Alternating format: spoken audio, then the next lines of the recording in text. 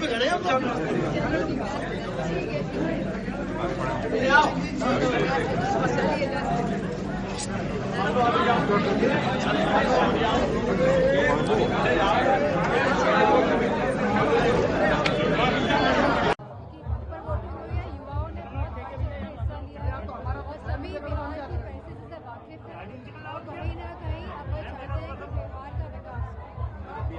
हरियाणा का चुनाव जो हुआ था उसको लेकर राहुल गांधी ने बड़ा आरोप लगाया बिहार जो हरियाणा का चुनाव है वो चोरी से बनी हुई सरकार है। क्या लग रहा है कि क्या सरकार वोट में हेरफेर करती है या अभी जिस तरह से राहुल गांधी का एक नया खुलासा हुआ है क्या कैसे लगता है? लगातार विपक्षी पार्टियों का निरंतर कहना है कि कहीं ना कहीं ये सरकार प्रशासन शासन के माध्यम से वोट काटने के माध्यम से और अब एक नए लेवल का जो भ्रष्टाचार वोटर लिस्टों का सामने दिखाई दे रहा है, ये पूरे हमारा जो लोकतंत्र है इसके लिए खतरा नजर आ रहा है।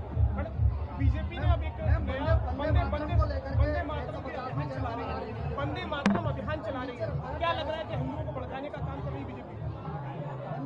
अभी अक्सर देखा गया है जब जब चुनाव आते हैं तो इस तरह के नेगेटिव प्रोपेगेंडा वाले कार्यक्रम सरकार चलाती है। वंदे मातरम तो रोज होना चाहिए, क्यों नहीं होना चाहिए?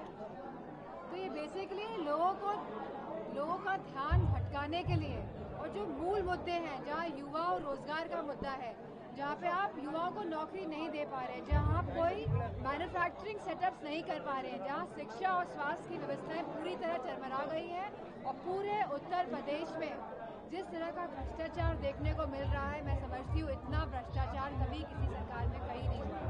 जब बिहार चुनाव में मुख्यमंत्री उत्तर प्रदेश गए हुए थे जिन्होंने गांधी जी के 3 बंदर को महागठबंधन के बंदरों से जोड़ के बताया, उसमें अखिलेश यादव ने पलटवार किया था। बोले थे कि इस बंदरों के बीच में अगर बैठा दिया जाए तो जनता पहचान नहीं सकती। ये अब बड़े नेताओं की बात है, इस पर हम कोई प्रतिक्रिया नहीं देना। बिहार में प्रथम चरण के मतदान हो चुके, कैसे परिणाम रहने वाले हैं?